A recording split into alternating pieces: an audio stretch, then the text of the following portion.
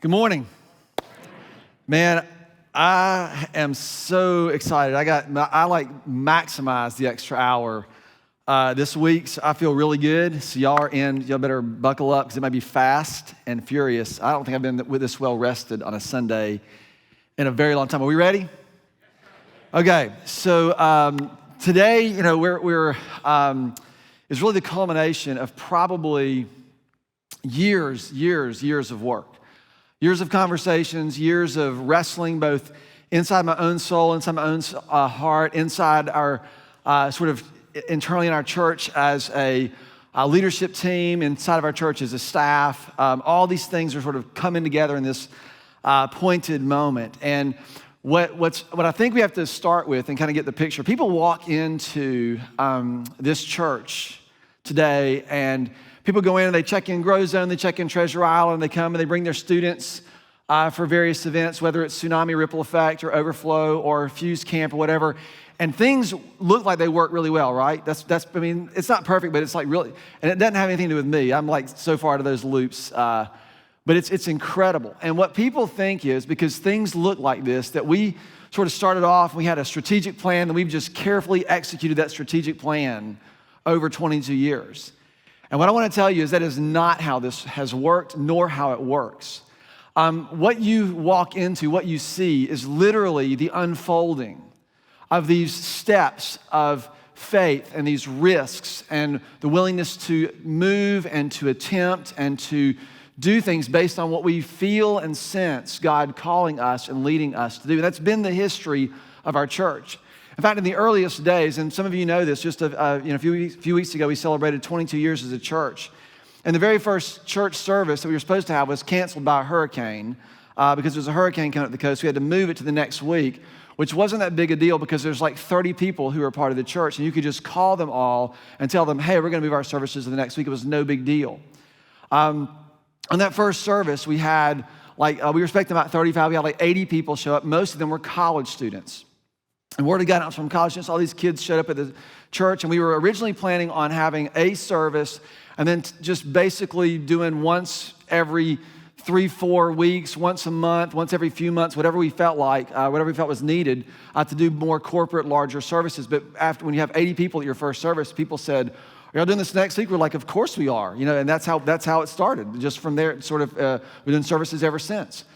And I remember in those early days, we would start at 10 o'clock. We had a 10 o'clock service. And we would be at 10 o'clock, there would be nobody in the room. And we were all backstage. We had the curtains drawn, and we were all sitting backstage looking at the curtains. It's 10 o'clock, there's nobody there.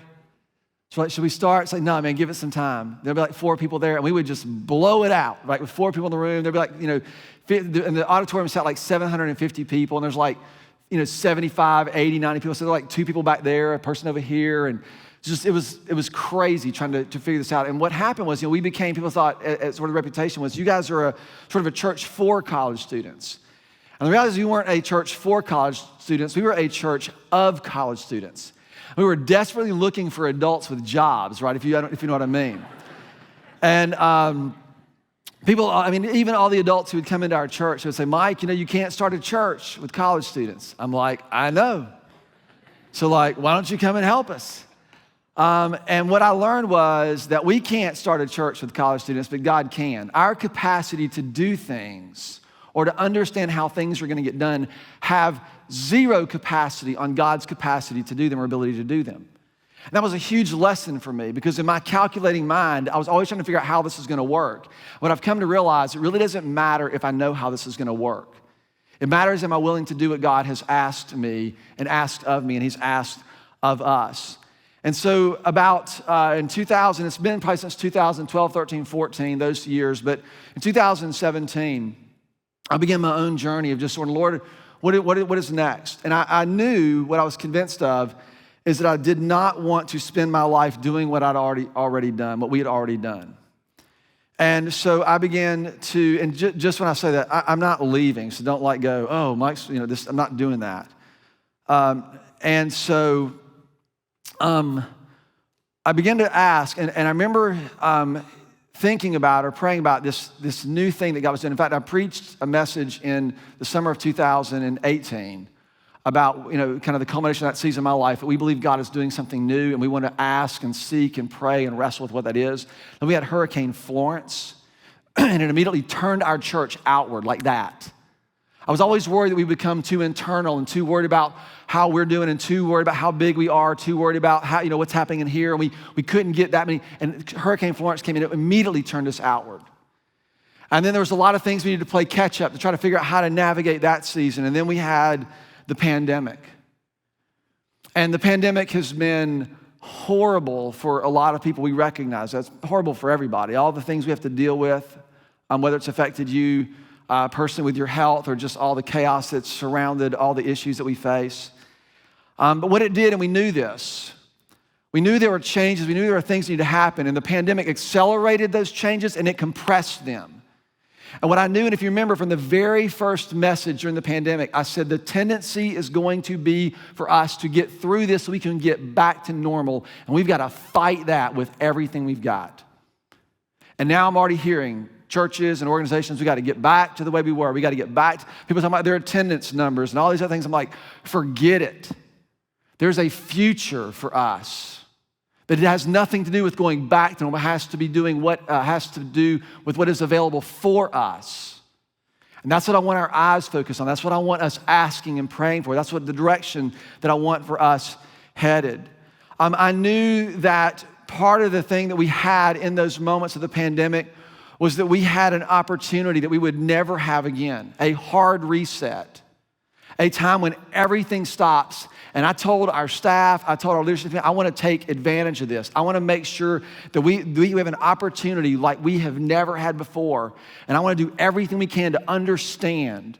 So when we come through this, we will have seen God do some things. And we'll kind of have a vision for where he wants us to go in the future. And so today is kind of the beginning point to let all of you in on what that looks like. Now, the way we typically draw things out is we have sort of a timeline. We've been looking at this. And we sort of identify this, that those that are older than me slightly, we label them, we call them baby boomers. And then you have, some of you are like, yeah, any baby boomers in the house? Yep, good, yes, all right, good, we love you guys. Then there is the Gen X, which was, Gen X, which is lost. I'm technically in the Gen X, except what happened was grunge music took over Gen X, which kind of ruined it. If it had been about the 80s and like Bon Jovi and stuff, it'd probably been a little bit more, but Gen X kind of made it like these disgruntled people. And so you have Gen X, and then you have behind them, you have the Millennials. Are y'all familiar with this? Okay, the Millennials. So all the Millennials are like, yeah, we're Millennials. And all the other people are like, oh, Millennials don't work. And I'm not sure if that's the older people clapping or the Millennials that are clapping. Yeah, we don't work, and we've made it so far. Then you have what is called sort of Gen Z or Gen IY, or there's a whole bunch of names for this group. And these are the guys coming behind the Millennials, I guess make that a Z. And it's interesting, they're now targeting this next generation behind them is what they're calling the Alpha generation. And it's actually a hopeful thing because they believe that this group is going to grow up in the age of recovery and renewal. I thought, what a great thing. You know who ought to lead the charge in the age of recovery and renewal and redemption and restoration? Perhaps the one whose promise of those things is unshakable. The people that God has called to be about those things in our culture. Now here's the thing. In these places, what we know is between these generations, we have these sort of lines. And maybe it's a little bit longer because we call them generation gaps. And it sort of looks like this. And the reason I bring this up because this is how most of us look at the future or the way we're arranged together. And so I've been trying to think about this for years to try to understand how do you reach the next generation? How do you do this? As our church began to age, or as I began to age, so did our church. We began a few years ago trying to really make some efforts to make sure that we were empowering people in this generation and this generation, really doing it very intentionally. And what I've learned and what I've mentioned last week is that as we start to look to the future and what God has for us, you have to be convinced that as many things as we've seen God do, as many times God has come through so unbelievably faithful, as many times as we have sort of stepped out and taken risks, you have to be convinced that the faith that we have had in the past is not sufficient for the weight of the future. oh, it's heavy. You ever feel like this? Like that you're just carrying this bad boy around with all the worries and fears and anxiety that goes into what's about to be, what could be, what might be. And for some of you, you're highly optimistic about what could be. And some of you, you are terribly pessimistic and cynical about what could be. And there's a weightiness to what we've been entrusted with and what we are to do. And so what we have to understand is that when we think about the future, it's not just what happens to us in the future or what happens to the church in the future, but it really is about the kind of realities that we create for the future. More importantly, to understand what God's intention is for his creation. And what I began to notice, and I've noticed this for years, that his kingdom, his way, has a generational expression for us. And part of what we are to be about is the promise of renewal and restoration that is expressed in the promise of generational redemption. All of us know when it comes to legacy and heritage and inheritance and family, you know that the family of your origin can inflict deep wounds on you, right? You know this. You know that one generation can inflict deep wounds on the generation behind it. We all know this to be true. And my musing, my wondering, my challenge, my hope is that could the family of redemption bring about deep healing to the degree that a family of origin creates deep wounds? Could there be something to this family aspect of how God calls us to operate that brings deep healing to the brokenness that we've all experienced throughout whatever experiences that you perhaps have had? And this is the language of the scriptures. Psalm 102:18 says this. It says, "Let this be written for a future generation, that a people not yet created might praise the Lord." I love this. The church has been through some really interesting things in my lifetime. Now, I've been looking at this for a long time, trying to understand the history of the church and its relationship with culture and government and politics and all this. And what we grew up in, I grew up in, was that the basic moral architecture of the culture in America was very similar to the basic moral architecture of my faith. The things that the culture typically valued and highlighted were at least, the beginning point, very similar to the things that my church taught me as a kid. And then as the moral architecture of the culture began to diverge from the consistency or from the way in which we had been taught, the culture wars ensued. Now the reality is this is nothing new. The culture war between the church or the people of the church and the culture are nothing new, but it's sort of ratcheted up over the last three decades or so. You go back when I was growing up, if you go back to the early part, it was dancing, and then it was drinking, and then it was gambling, and then it was, so you just pick your issue. It's been all on the way. And so the church, I think, has sort of focused most of its attention on this culture war and trying to wrangle people to believe the right things about these issues. Please understand they are very important. What I've come to believe is that we as a church, as God's people, can no longer afford to be sucked into the wrong wars. The war isn't for the culture. The war is for our soul. The war is for your soul, for my soul. It's much deeper than that. Culture is only symptomatic or evidence of what's happening at a deeper place. And more importantly, the culture, the casualty in the culture war is not the issues. It's a generation. When people see the church engage in these ways, they lose hope. And what I think the gospel actually brings to us, and what we have to understand is there's a generational expression to this. Deuteronomy chapter 6. This has long been a drive for me personally, as a parent, and this has been my vision for the family and the way I define the family. I believe that my purpose, our family's purpose, the reason my parenting is driven by the vision that my children's children may see and know the God that I know. That's the job. That our children's children will know God as we know God. And here's where it comes from. Deuteronomy chapter 6. These are the commands. This is Moses speaking to the group of leaders in the culture. Decrees and the laws of the Lord, and the laws that the Lord your God has directed me to teach you to observe in the land of promise. I want you to observe these things, to know these things in the land of promise, and here's why. So that you, your children, and their children after them. will fear the Lord as long as you live by keeping all of his commands. So that you, your children, and their children will know God, will see God. It's not about you getting there and being able to retire and kick back and make hammocks, which is what I want to do, but it's about making sure that 2 generations from now get it. So for those of you who are here, your efforts are here. For those of us who are here, our efforts are here. You've got to get a picture of this, a vision for this in your head, or else you're going to grow cynical. And you're going to stop growing, and you're going to start longing for the way things used to be. Psalm 78 says it like this: He decreed statutes for Jacob and established the law in Israel. It's talking about this is for the way God instructed us, which he commanded for our ancestors to teach their children. Why? So that the next generation would know them, even the children yet to be born, and they in turn would tell their children. And then they would put their trust in God. They would not forget his deeds, but they would keep his commandments. You can go on and on and on and on and on. Establish these monuments in your presence. When your children ask, you can tell them that God was faithful and inspire their faith as well. There is a generational expression of God's work in the world. When God is introduced, he is introduced as the God of Abraham, Isaac, and Jacob. We see this throughout what we just read in Psalms and Deuteronomy, this emphasis on the generations to come. There's a generational expression to God's work, and therefore, there's a generational responsibility.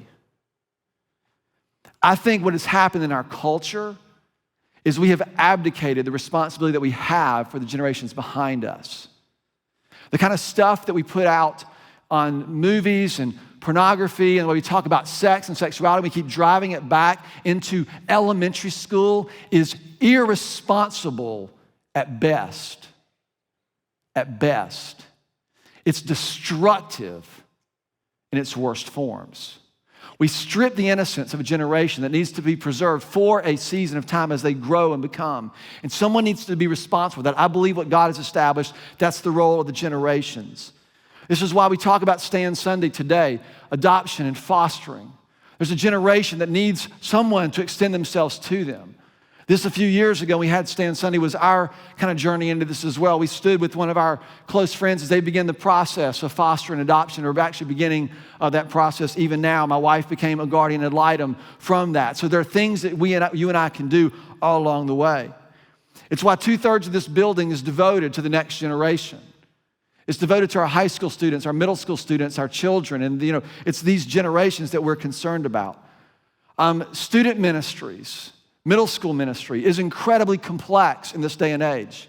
If you have a middle school parent, you're a middle school parent, your kids aren't coming home talking about the things that you talked about when you were in middle school. The issues that they are dealing with are heavy and they are hard, and we have to roll up our sleeves and get into it with them. We have to be willing to do that. We have to help them navigate the confusion of what the culture and what their own heart sort of says, the divergence of these two things, to find the stability required, to find the integrity required to live holy and healthy in a world that's sort of lost its moorings.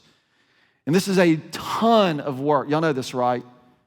It costs a ton of money. And I'll go ahead and tell you this just really clearly. The single greatest obstacle we're going to face to this is not our passion, it's not our commitment, it's not our willingness to work. It's our willingness to fund this at the level that it needs to be funded. There.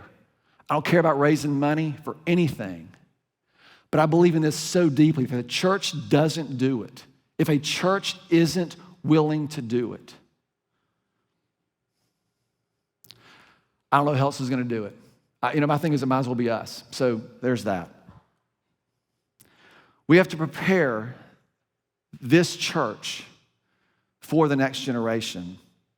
We have to prepare the next generation for the church. These two things have to happen. This is work for me. I have to make room in my leadership, in my life, in the things that I love to do.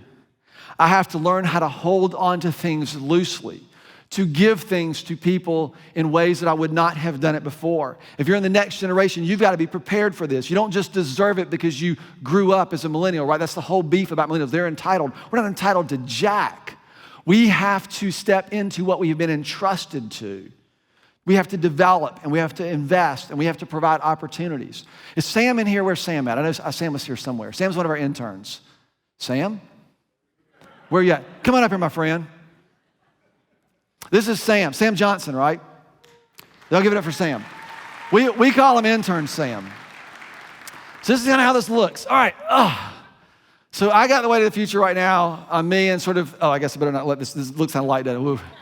It's like, it's heavy. So I have this thing. So now, Sam, my job, our job, right, as one generation is to sort of hand this to you. You gonna take it? Yeah. All right, no. Are you gonna take it? Yeah. Yeah. All right, why don't you take it? Because you're holding on. Well, what are you gonna do with it when I give it to you? Hold it. Just hold it? Pass it on to someone else. Are you gonna pass it on? Okay, now we can talk about this. But this is exactly the problem. He's not really sure what he's gonna do with it. And if he's not sure what he's gonna do with it, there ain't no way I'm giving it to him. So we're gonna just sit here and do this, right? So this right here is where the work is, and this is where it gets really, really hard, and sometimes it gets really tense. Because you know what? Sam, do you think you're gonna do everything like I've done it?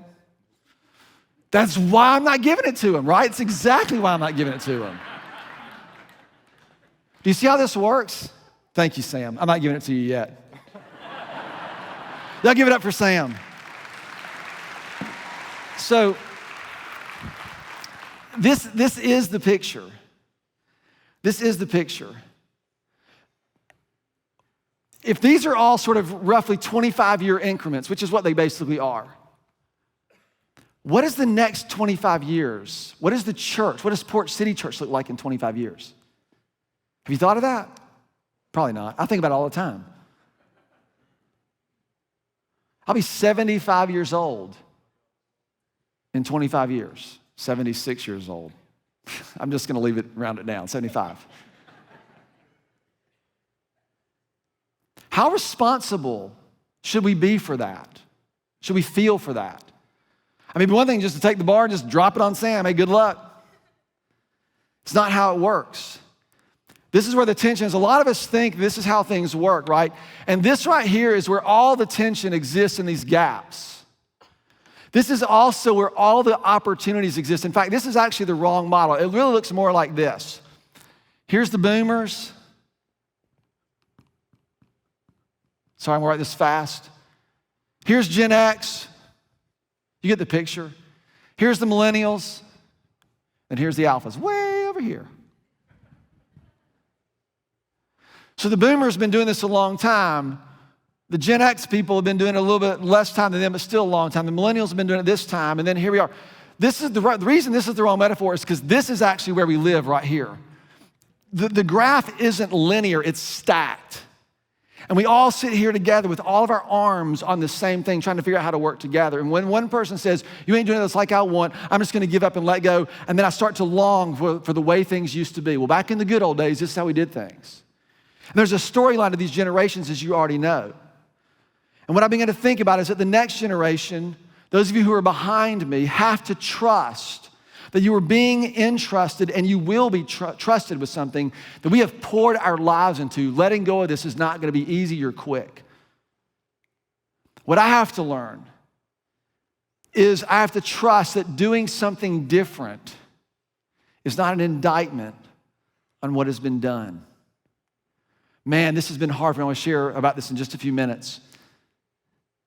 The trust that we have to trust that conflict and hesitation and kind of wrestling are not signs of distrust, but rather a sign that what we are doing together actually matters. We've got to learn how to do it together. You can't do this from a distance. You can't go back and study the generations and how they work. You got to actually get to know people who live in these things. It's not an issue, it's a person. Do you know someone in their 20s? And we've been flooded in our church with all these interns coming in their 20s, early 20s. And to get to hear from them and listen to them, I tell you, you don't become more cynical about the future. You become more fired up about being a part of it. That's what gets me excited. You got to know some of these folks who are in our church. What our leadership and what the folks in our student ministries have done, the volunteers, is heroic work. The storyline typically is that, well, we've never done it that way before, and the other generation fears that they'll never do it any differently. And I think and there are lots of churches that sort of demonstrate that reality. What we've got to do, we get a chance to do something differently. For me personally, what I've learned is that I don't have to be defensive about new ideas and input, and that came very hard. What I've learned is what we have in common is far more powerful than anything else. The efforts that we're moving into, this transitioning and empowering a generation, is going to require more of us than we can imagine. More patience, more willingness to work together, more willingness to see things differently than you've already seen them. But here's the reality. If we're serious about our mission, and I hear people talk about it all the time, we have a vision, we have a mission, and we're just kind of going about it. If we're serious about it, we've got to arrange everything towards that end. And that's what we are doing. That's what you're going to see here in just a minute. If we're serious about our mission, we've got to be willing to do something about it. That's my philosophy. That's what we've decided. Our board, everyone's involved in this. We have to arrange our church in order to do what we've been called to do. So here's what we're doing. This is kind of the big announcement for today, and then we'll be unfolding more of these in the months to come. But in our church, my role is kind of vision and kind of overall leadership and primary teaching responsibilities, which I am honored to do and humbled to do. I enjoy it very much. My favorite things to do are playing in the worship band. They are wrangling and being around staff culture. They are all those things. I don't do any of them anymore because of what God has called me to do, my unique call and role. And we're fortunate we have a lot of great people, a great team that allows me to stay more focused on those things. But in that, what we've learned is there are some gaps, some places that need to be addressed. And so it is from that we have created a way, or we are working on a way to better empower our church, to better serve our church by establishing a role that hasn't been done here in this capacity of a Wilmington campus pastor. Okay, so this is going to be a significant thing for us. It allows a person to work with me and our leadership very closely and really helping us create a more comprehensive way for us to care for our church and a more strategic way for us to leverage our church both in the world and for the world. Having a campus pastor allows us, me included, to focus and to do better in terms of what we are actually trying to do to reach people and to help them walk with God, to develop leaders and empower a generation, and to pastor a community of people who are being deeply formed by Christ and are becoming effective in the ministry that God has called them to. That's you. We want for you to grow in your spiritual maturity, and we want for you to do effective ministry in the place where God has you. I think the church has long sort of subcontracted discipleship to programs. If you sign up for this and you go through this and you do this, then hopefully you'll turn out the way of Jesus. And what we've come to believe is it's not going to happen like that anymore. You have to have a pervasive culture of discipleship. And while these things have been being done in various places around our church, and sometimes more effectively than others, they've never had the kind of oversight and attention and leadership that they need. And so that's what warrants this position. This is not saying we've done something wrong. It's not an indictment. And now we're making corrections. We celebrate what God has done. It's just the fact this is what God is doing now. We have to follow him into that. We celebrate that. And so I want us to think of this in terms of decades. And when people hear me saying, we're hiring a campus pastor in Wilmington, they immediately assume several things. One is Mike leaving? And the answer to that is no, I am not. Not unless y'all want me to, which we'll talk about that later. It will help me to make the way we teach and leverage these environments more effectively for what we're actually trying to do. So without any further ado, the campus pastor of Wilmington campus is going to be Clay Everett. There's a picture on the screen. Y'all can welcome. This is Clay. So this is Clay. His wife, we love Clay. His wife, Courtney, which she looks like one of the daughters, but she's in the middle holding the baby. Ellie is on my right, Clay's right. Baylor is on his left. 16, Ellie's 16 and 14, right? And then, surprise, they have a brand new baby boy, Hayes. So we're stoked for Clay and his family. Courtney has been on staff. Clay's been on staff for 8 years as our college pastor, serving our college students. He has been involved in, he's been a missionary. He and Courtney were missionaries from our church for 2 years in Italy, came back, joined our staff as the college pastor. He's been involved in leadership development, really, really key in his leadership development, really key in pastoral oversight for me, as well as teaching and being a part of those things. And the thing that I love Clay's vision. Clay has been here long enough to know me. And in fact, when we had conversations, I said, are you sure you're gonna be able to work with me because I'm kind of nuts? And he's like, I can deal with it. And so he's helped me in more ways than I could tell you today. His call, his temperament, his care, his pastoral gifting are all incredibly important for who we are becoming as a church. But I think it's uniquely positioned to complement me, to do some things to create some synergy that I've long needed. And I'm really excited about that. It allows me to continue to grow. It also allows us to continue to grow and to meet the demands, the unique demands of this particular cultural moment, which are going to be difficult. It's going to be hard. This is going to be hard work. And to help us navigate the next season of our church. So I want to give you a little window into the process of what we've been through. And this has been a conversation. Clay's been on my list for many, many years. And it's just kind of waiting on the timing and trying to trust and sense when things are happening. It's been just a really unique kind of blending of his own personal journey and my own personal, or our. It wasn't just me and him. There was a lot more people involved in this. But we had a conversation, and I was just kind of telling him my concerns because I got this bar. Like the thought of letting someone else hold on to it or have authority in it or do it is hard. And I said, Clay, you got to be willing to like pull and to help me pry. And we've got great people around me helping me do that. I don't want to be 95 years old and still up here doing this. Not that I would not mind doing that. And people think that I should have left 20 years before or whatever. I don't want that. But that's what's going to happen if you leave it up to me, if I don't have people around me helping me. Or 105, whatever year you want to pick. And Clay sat across from me because this is what I felt whenever, and Clay's just a few years, he's 10 years, a little over a decade younger than me. He said to me, because when he's talking to me about what he would do, it feels threatening. You ever had a younger person kind of speak into something that you've done and you feel threatened and you feel defensive, like you got to defend what you've been doing? And he said, Mike, I want to help you. And he just made it really personal to me. I want to help you. I feel like what God is calling me to do is very complementary to what you are doing. And we talked about that, and it just literally kind of like the tension just left me.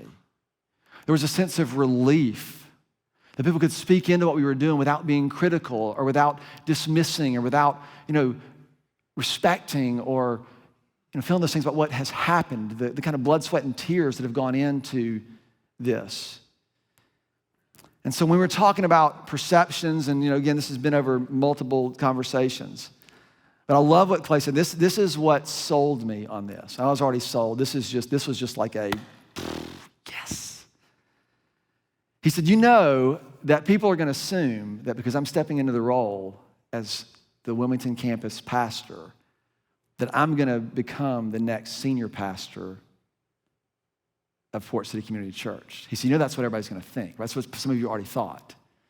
And then he said, you realize the next senior pastor is in their 20s. I was like, that's vision.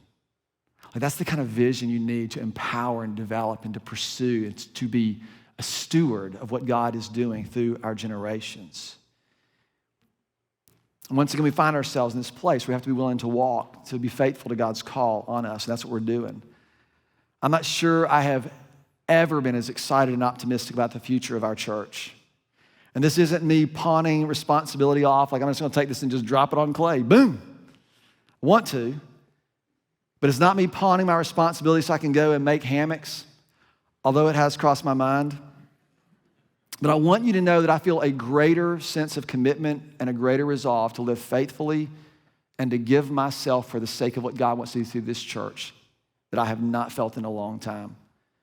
And every one of us, right? Every one of us, regardless of which generation you're in, you have a part to play. And our calling is to live together, to work together, and to serve together so that God's faithfulness in our generation will be seen and will inspire faith in the next. So we serve, we share, and we give. We avail ourselves for this. We celebrate the successes that we have dreamed about 22 years ago, and we shoulder the hard times that we have long dreaded. We learn from what has been done, and we long for what still remains to be done. We roll up our sleeves and we get to work together, committed to see and to be seen, to know and to be known, and to love and to be loved in every single thing that we do. We celebrate the success, so the faithfulness that we've experienced so far will inspire even more faith in the future, that a generation yet to be born would put their trust in him. How's that? A generation yet to be born.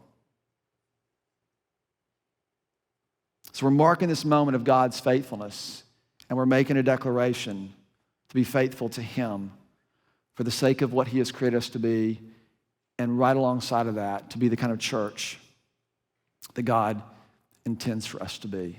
My assumption is you want to be a part of that. Fair? Clay, I want to invite you up. This is Clay Everett, ladies and gentlemen. Yes! I didn't know it was going to feel like this. It's good. I'm just going to take that and just go kaboom. I want to pray for you, Yeah. and I know your family, Hayes is little, and but we are shining you and your family. Obviously, we've been through a lot together, done a lot together. Yeah. I love you. I have incredible confidence in you, and I am insanely grateful that you have, the way you have approached me and processed this with me and allowed me that space to hold on tighter than I want. And so I think it's just a great way for all of us to see and to celebrate this together. So I want to pray for Clay, and then we're going to close our gathering with a declaration, all right? God, I just come to you, and I lift up Clay and Courtney and Ellie and Baylor and little Hayes. I thank you for Clay's heart, for his gift, for his commitment, for his faithfulness, and I could just continue on that list. I thank you for a partnership, for a teammate, a brother, and I just pray for continued synergy and vision for what you want to do. I ask that you would use us to become, to work towards the kind of people that you want for us to be, that you intend for us to be. I pray for strength for him. I pray for clarity for him. And I pray your blessings, not blessings just in the sense that things go well, although we always want that, but the blessing that everything that you've intended for him would be fulfilled. So thank you for that. We just consecrate this moment before you, declaring our faith in you, our trust in you, and our confirmation that you are faithful to do everything that you have been promised. And we lift this to you in the name of your son, Jesus, who is our King. Amen. Amen. Thank you, Clay. Amen. Thank you. Amen. Thank you. Amen. Church, let's go ahead and stand to our feet today together as we just close our time and we just kind of celebrate what God is doing. We're going to sing a song. It's a blessing. It's a song about the generations, and it's really a way for us, I think, together to seal up this idea that we cannot be a church that is just about ourselves, just about what we want, what we need in this time. We've got to be, and we are called to be a church that is for the generations and the generations to come, that they would know Jesus, because our God's heart is that big. So church, let's get ready to sing and declare this song together today. Let's go.